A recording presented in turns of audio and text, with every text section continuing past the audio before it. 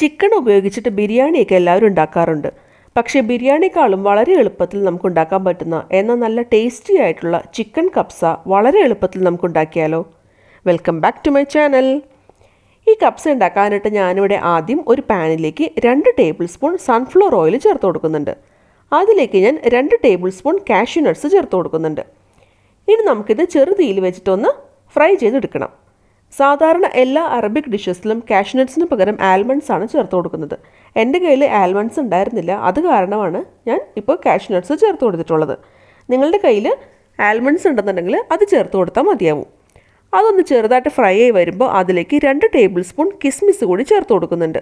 എന്നിട്ട് രണ്ടും കൂടി നമുക്ക് നന്നായിട്ടൊന്ന് ഫ്രൈ ചെയ്തെടുക്കാം.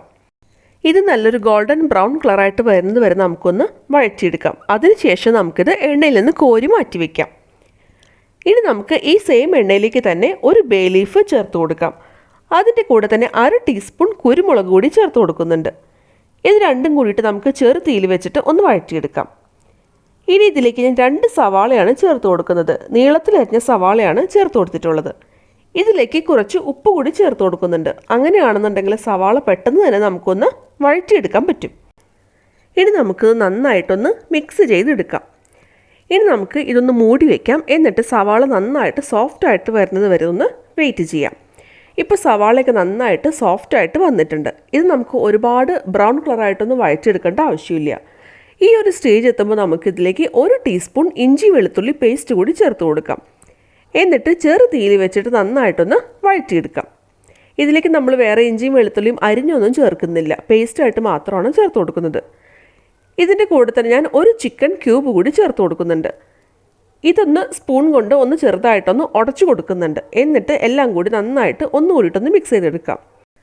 നിങ്ങൾക്ക് വേണമെന്നുണ്ടെങ്കിൽ ചിക്കൻ ക്യൂബ് കൈകൊണ്ടൊന്ന് പൊടിച്ചതിന് ശേഷം വേണമെങ്കിലും ചേർത്ത് കൊടുക്കാം. ഇതൊന്ന് മൂത്ത് കഴിഞ്ഞാൽ അതിലേക്ക് 4 ടീസ്പൂൺ കബ്സ മസാല ചേർത്ത് കൊടുക്കാം. ഞാനിപ്പോൾ കടയിൽ നിന്ന് വാങ്ങിച്ചിട്ടുള്ള റെഡിമെയ്ഡ് ആയിട്ടുള്ള കബ്സ മസാലയാണ് ചേർത്ത് കൊടുത്തിട്ടുള്ളത്. ഇനി നമുക്ക് ചെറു തീയിൽ വെച്ചിട്ട് നന്നായിട്ടൊന്ന് വഴറ്റിയെടുക്കാം.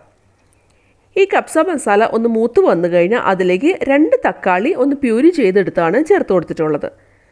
ഇനി നമുക്ക് ഈ തക്കാളി കൂടി നന്നായിട്ടൊന്ന് വഴറ്റിയെടുക്കണം. ചെറു തീയിൽ വെച്ചിട്ട് കരിഞ്ഞു പോകാതെ നമുക്ക് തക്കാളി നന്നായിട്ടൊന്ന് വഴറ്റിയെടുക്കുകയാണ് വേണ്ടത്. ഇപ്പോൾ ഞാൻ നന്നായിട്ടൊന്ന് മിക്സ് ചെയ്ത് കൊടുത്തിട്ടുണ്ട്. ഇനി നമുക്കിത് മൂടി വയ്ക്കാം. എന്നിട്ട് ഈ തക്കാളിയൊക്കെ നന്നായിട്ട് ഒന്ന് വെന്ത് ഒന്ന് വഴന്ന് വരുന്നത് വരെ ഒന്ന് വെയിറ്റ് ചെയ്യാം.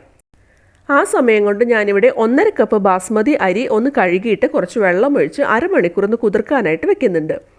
ഇപ്പോൾ മസാലയൊക്കെ നന്നായിട്ടൊന്ന് വഴന്ന് വന്നിട്ടുണ്ട്. ഇനി ഇതിലേക്ക് ഞാൻ 1/2 കിലോ ചിക്കൻ ചേർത്ത് കൊടുക്കുന്നുണ്ട്. അത്യാവശ്യം വലിയ പീസാക്കി മുറിച്ച ചിക്കനാണ് ചേർത്ത് കൊടുത്തിട്ടുള്ളത്. അറബിക് റൈസ് ഡിഷസിലെ ഒഴിച്ചുകൂടാൻ പറ്റാത്ത ഒരു ഐറ്റമാണ് ഡ്രൈഡ് ലെമൺ. അതിപ്പോൾ എല്ലാ സൂപ്പർ മാർക്കറ്റിലും അവൈലബിൾ ആണ്. ഞാനത് ഒരെണ്ണം ചേർത്ത് കൊടുത്തിട്ടുണ്ട്. അതിൻ്റെ കൂടെ തന്നെ ഒരു ക്യാരറ്റിൻ്റെ പകുതി ഇതുപോലെ നീളത്തിലരിഞ്ഞതും അതേപോലെ തന്നെ ചിക്കൻ വേവുന്നതിന് ആവശ്യത്തിനുള്ള ഉപ്പ് കൂടി ചേർത്ത് കൊടുത്തിട്ടുണ്ട്. ഇനി നമുക്കിതെല്ലാം കൂട്ടിയിട്ട് നന്നായിട്ടൊന്ന് മിക്സ് ചെയ്തെടുക്കണം. ഈ മസാലയൊക്കെ ചിക്കനിലൊക്കെ നന്നായിട്ടൊന്ന് പിടിച്ച് കിട്ടണം. ഇനി നമുക്ക് ഇതൊന്ന് മൂടി വയ്ക്കാം. മൂടി വെച്ചിട്ട് ചെറു തീയിൽ വെച്ചിട്ട് ഈ ചിക്കൻ അത്യാവശ്യം നന്നായിട്ടൊന്ന് വെന്ത് വരുന്നത് വരെ നമുക്കൊന്ന് വെയിറ്റ് ചെയ്യാം. ഇടയ്ക്ക് നമുക്കൊന്ന് തുറന്ന് കൊടുക്കാം. എന്നിട്ടൊന്ന് ഇളക്കി കൊടുക്കാനായിട്ട് മറക്കരുത്. ഇപ്പോൾ ഇടയ്ക്കൊന്ന് ഇളക്കി കൊടുത്തു കഴിഞ്ഞാൽ നിങ്ങൾക്ക് കാണാൻ പറ്റും ചിക്കനിൽ നിന്നൊക്കെ കുറച്ച് വെള്ളമൊക്കെ ഇറങ്ങി വരുന്നുണ്ട്. ആ ഒരു വെള്ളത്തിൽ കിടന്ന് തന്നെ വേണം ഈ ചിക്കൻ വെന്ത് കിട്ടാനായിട്ട്. എക്സ്ട്രാ വെള്ളം ചേർക്കേണ്ട ആവശ്യമില്ല. വീണ്ടും നമുക്കിത് മൂടി വയ്ക്കാം. എന്നിട്ട് ചിക്കൻ നന്നായിട്ടൊന്ന് വേവിക്കാം. വെന്ത് ഉടഞ്ഞു പോകുന്ന പരുവത്തിലൊന്നും വേണ്ട. ചിക്കൻ അത്യാവശ്യം ഒന്ന് വെന്ത് കഴിഞ്ഞാൽ അതിൽ കഷ്ണങ്ങൾ നമുക്ക് എടുത്തൊന്ന് മാറ്റി വയ്ക്കാം. മസാല ആ പാനിൽ അതുപോലെ തന്നെ നമുക്ക് വെക്കുകയും വേണം. ഇപ്പോൾ ഞാൻ ചിക്കൻ എല്ലാം ഈ മസാലയിൽ നിന്ന് എടുത്ത് മാറ്റിയിട്ടുണ്ട്. ഇനി ഈ സെയിം മസാലയിലേക്ക് ഞാൻ 3 കപ്പ് വെള്ളം ചേർത്ത് കൊടുക്കുന്നുണ്ട്.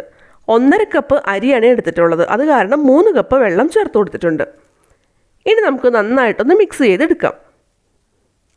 ഇനി ഇതിലേക്ക് ചോറിന് ആവശ്യത്തിനുള്ള ഉപ്പ് ചേർത്ത് കൊടുക്കാം. നമ്മൾ നേരത്തെ കുതിർത്ത് വെച്ച അരി ഒന്ന് അതിൽ വെള്ളമൊക്കെ ഊറ്റിക്കളഞ്ഞതിന് ശേഷം ഈ വെള്ളത്തിലേക്ക് ചേർത്ത് കൊടുക്കാം. ഇനി നമുക്ക് നന്നായിട്ടൊന്ന് മിക്സ് ചെയ്തെടുക്കാം. ഉപ്പൊക്കെ ഒന്നുകൂടി ടേസ്റ്റ് നോക്കുക. വേണമെന്നുണ്ടെങ്കിൽ മാത്രം എക്സ്ട്രാ ചേർത്ത് കൊടുക്കാം. ഇനി നമുക്കൊന്ന് മൂടി വയ്ക്കാം. എന്നിട്ട് ലോ ഫ്ലെയിമിൽ വെച്ചിട്ട് ചോറ് നന്നായിട്ട് വെന്ത് വരുന്നത് വരെ ഒന്ന് വെയിറ്റ് ചെയ്യാം. ആ സമയം കൊണ്ട് നമുക്ക് ഒരു പാനിലേക്ക് 1 ടീസ്പൂൺ ബട്ടർ അല്ലെങ്കിൽ ഓയിൽ ചേർത്ത് കൊടുക്കാം. ഞാനിപ്പോൾ ഇവിടെ ഓയിലാണ് ചേർത്ത് കൊടുത്തിട്ടുള്ളത്. ഇനി നമ്മൾ നേരത്തെ വേവിച്ച് മാറ്റി വെച്ചിട്ടുള്ള ചിക്കൻ പീസസ് ഓരോന്നായിട്ട് ഈ പാനിലേക്ക് വെച്ച് കൊടുക്കാം. എന്നിട്ട് ചെറു തീയിൽ വെച്ചിട്ട് നമുക്കൊന്ന് ഗ്രില്ല് ചെയ്തെടുക്കുകയാണ് വേണ്ടത്. ഒരുപാട് കൂടുതലൊന്നും ഇത് മൊരിഞ്ഞ് കിട്ടേണ്ട ആവശ്യമില്ല. ചെറുതായിട്ടൊന്ന് ഗ്രില്ലായാൽ മാത്രം മതിയാവും. ഒരു സൈഡ് നന്നായിട്ടൊന്ന് മൊരിഞ്ഞ് വന്നു കഴിഞ്ഞാൽ നമുക്കൊന്ന് തിരിച്ചിട്ട് കൊടുക്കാം. രണ്ട് വശവും ഒരേപോലെ ലൈറ്റായിട്ടൊന്ന് ഗ്രില്ലായി കഴിഞ്ഞാൽ നമുക്കിത് എണ്ണയിൽ നിന്ന് കോരി മാറ്റാം. എന്നിട്ട് ഒരു സൈഡിലേക്കൊന്ന് മാറ്റി വയ്ക്കാം. നമ്മൾ വേവിക്കാൻ വെച്ചിട്ടുള്ള ചോറ് ഇടയ്ക്കൊന്ന് ഇളക്കി കൊടുക്കാനായിട്ട് മറക്കരുത്. ഇപ്പോൾ ആ ചോറൊക്കെ അത്യാവശ്യം ഒന്ന് വെന്തൊക്കെ വരുന്നുണ്ട്. വെന്ത് ഉടയാതിരിക്കാനായിട്ട് പ്രത്യേകം ശ്രദ്ധിക്കണം. ഇപ്പോൾ ഇതാ റൈസൊക്കെ നന്നായിട്ട് വെന്ത് വന്നിട്ടുണ്ട്. നമുക്കിതൊന്ന് മിക്സ് ചെയ്ത് കൊടുക്കാം. ഇനി അധികം വെള്ളമൊന്നും വറ്റാനായിട്ടില്ല. ഇനി ഇത് മൂടി വെച്ച് വേവിക്കേണ്ട ആവശ്യമില്ല. ഇനി നമ്മൾ ചെയ്യാൻ പോകുന്നത് നമ്മൾ നേരത്തെ ഗ്രില്ല് ചെയ്ത് വെച്ചിട്ടുള്ള ആ ചിക്കൻ പീസസ് ഈ റൈസിൻ്റെ മീതേക്ക് നമുക്കൊന്ന് വെച്ച് കൊടുക്കാം. ഈ റൈസിലുള്ള ഫ്ലേവേഴ്സും ചിക്കനിലെ ഫ്ലേവേഴ്സും എല്ലാം കൂടി നമുക്ക് നന്നായിട്ടൊന്ന് കമ്പൈനായി കിട്ടണം. അതിന് വേണ്ടിയിട്ട് ഞാനിപ്പോൾ എല്ലാ ചിക്കൻ പീസസും ഈ റൈസിൻ്റെ മീതെ ഒന്ന് വെച്ച് കൊടുത്തിട്ടുണ്ട്. ഇനി നമുക്ക് അതിൻ്റെ മീതെ നമ്മൾ നേരത്തെ വറുത്ത് വെച്ചിട്ടുള്ള കാഷ്യൂ നട്ട്സും കിസ്മിസും കൂടി കുറച്ചൊന്ന് സ്പ്രെഡ് ചെയ്ത് കൊടുക്കാം. ഇനി നമുക്ക് ഇതൊന്ന് മൂടി വെക്കണം. മൂടി വെച്ചിട്ട് ചെറു തീയിൽ വെച്ചിട്ട് 3 മിനിറ്റ് ഒന്ന് കുക്ക് ചെയ്തെടുക്കാം. അതിനുശേഷം നമുക്ക് ഫ്ലെയിം ഓഫ് ചെയ്യാം. പ്രത്യേകം ശ്രദ്ധിക്കണം ഇങ്ങനെ ചെയ്യുമ്പോൾ അടിയിൽ പിടിക്കാതിരിക്കാനായിട്ട്. നോൺ സ്റ്റിക്ക് പാനാണ് എടുക്കുന്നതെന്നുണ്ടെങ്കിൽ കുഴപ്പമൊന്നുമില്ല. എന്നിരുന്നാലും ഒന്ന് സൂക്ഷിച്ച് വേണം ഇങ്ങനെ ചെയ്യാനായിട്ട്. ഇപ്പോൾ ഇതാ റൈസൊക്കെ ഇവിടെ പെർഫെക്റ്റായിട്ട് വെന്ത് വന്നിട്ടുണ്ട്. തമ്മിൽ ഒട്ടാതെ പെർഫെക്റ്റായിട്ട് നമുക്കിവിടെ കപ്സ റൈസ് കിട്ടിയിട്ടുണ്ട്. ഇത് സെർവ് ചെയ്യുന്ന സമയത്ത് ആ ഡ്രൈഡ് ലെമൺ ഒരു സൈഡിൽ വെക്കണം. അതേപോലെ തന്നെ ഇതിൻ്റെ മീതെ ഒരു ചിക്കൻ പീസ് കൂടി വെച്ച് നമുക്ക് സെർവ് ചെയ്യാം. ഇതിൻ്റെ മീതെ നമ്മൾ വറുത്ത് വെച്ചിട്ടുള്ള കാഷ്യൂ നട്ട്സും കിസ്മിസും കൂടി ഞാൻ ഇട്ട് കൊടുക്കുന്നുണ്ട്. നമ്മുടെ ടേസ്റ്റി ആയിട്ടുള്ള വളരെ എളുപ്പത്തിൽ ഉണ്ടാക്കാൻ പറ്റുന്ന അടിപൊളി ചിക്കൻ കപ്സ അവിടെ തയ്യാറായിട്ടുണ്ട്. ഈ കപ്സ കഴിക്കാനായിട്ട് പ്രത്യേകിച്ച് ചട്നിയോ അല്ലെങ്കിൽ മയണൈസോ സാലഡോ ഒന്നും വേണമെന്നില്ല. വെറുതെ കഴിക്കാനും നല്ല ഫ്ലേവർഫുൾ ആയിട്ടുള്ള റൈസാണ്. പെരുന്നാളിനൊക്കെ എപ്പോഴും ബിരിയാണി മാത്രം ഉണ്ടാക്കുന്നവർ ഇങ്ങനെ കപ്സ ഒന്ന് ട്രൈ ചെയ്ത് നോക്കൂ. എല്ലാവർക്കും ഇഷ്ടമാവും. മിക്കവർക്കും ഉണ്ടാക്കാൻ അറിയാവുന്ന റെസിപ്പിയാണ് കപ്സ. എന്നിരുന്നാലും അറിയാത്തവർക്ക് വേണ്ടിയിട്ടാണ് ഞാനിപ്പോൾ ഷെയർ ചെയ്തിട്ടുള്ളത്. അപ്പോൾ കുട്ടികൾക്കൊക്കെ ഒരുപാട് ഇഷ്ടമാകുന്ന ഈ ഒരു അടിപൊളി കപ്സ എല്ലാവരും ട്രൈ ചെയ്ത് നോക്കണം. ട്രൈ ചെയ്ത് നോക്കിയിട്ട് നിങ്ങളുടെ ഫീഡ്ബാക്കിനെ അറിയിക്കാൻ മറക്കരുത്. ഈ വീഡിയോ ഇഷ്ടമായെന്നുണ്ടെങ്കിൽ ലൈക്ക് ചെയ്യാനും കമൻറ്റ് ചെയ്യാനും ഷെയർ ചെയ്യാനും മറക്കരുത്. എൻ്റെ ചാനൽ ആദ്യമായിട്ട് കാണുന്നവരാണെന്നുണ്ടെങ്കിൽ ഒന്ന് സബ്സ്ക്രൈബ് ചെയ്തോളൂ കേട്ടോ. ഒപ്പം കാണുന്ന ബെല്ലൈക്കൺ പ്രസ് ചെയ്യാൻ മറക്കരുത്. വീണ്ടും വേറൊരു അടിപൊളി റെസിപ്പിയായിട്ട് അടുത്ത വീഡിയോയിൽ കാണാം. ബൈ.